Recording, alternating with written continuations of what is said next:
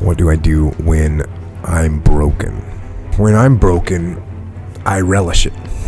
That's what I'm gonna do. I'm gonna use it. Because if I'm broken, then I just found my limitations. And until I know what my limitations are, how can I push them? How can I get better? But once I see it, once I feel it, once I see where I was broken, then I can attack that weakness. I can fill in that gap. I can reinforce that breach. If you break, it means it's time to fortify your will to make it stronger.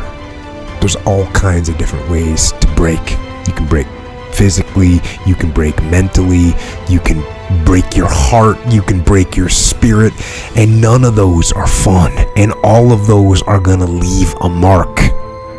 But the mark that they leave can be the mark of victory or it can be the mark of defeat. Because every time you break, and in every way that you break, while it's a chance, it's definitely a chance for you to give up and for you to just to fall apart. But there's also opportunity. There's opportunity to get stronger and get smarter and get faster and get tougher and get more stable and get more resilient and get better.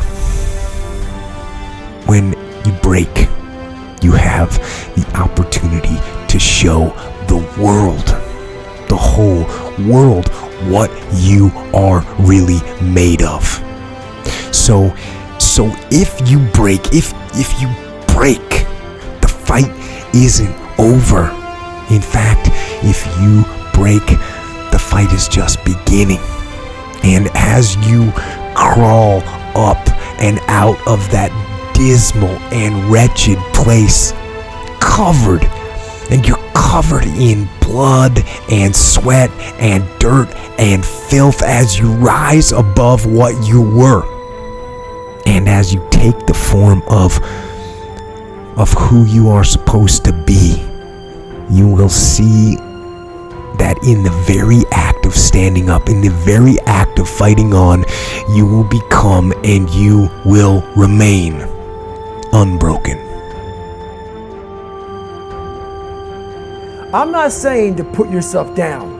I'm saying listen to the truth. And the truth isn't in the 20%.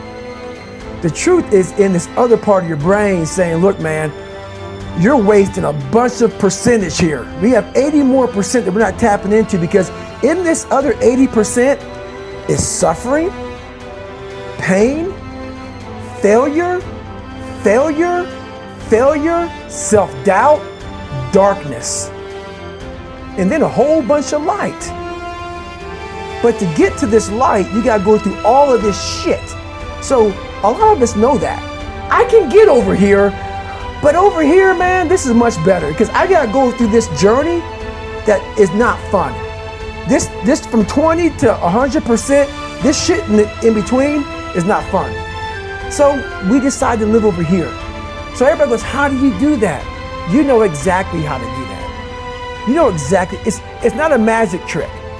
There's nothing I talk about in that book that's a magic trick. It's all back down to a very primitive mindset of we just have to do. It's like breathing. Breathing becomes normal. Like we don't even know that we're doing it. That's how you have to live your life. When that alarm clock goes off at 4 or 5 in the morning, your mind says no. You just say, this is what we do. It's what we do now. Because to get to where you want to go, the amount of pain involved, I'm not saying physical, I'm not saying you got to break yourself off. The amount of mental pain of how many times you're going to have to do something that you don't want to do to get to where you want to go is going to be, there's going to be more times you do something that you don't want to do than you are going to want to do. And that's your new norm. So then it's like breathing.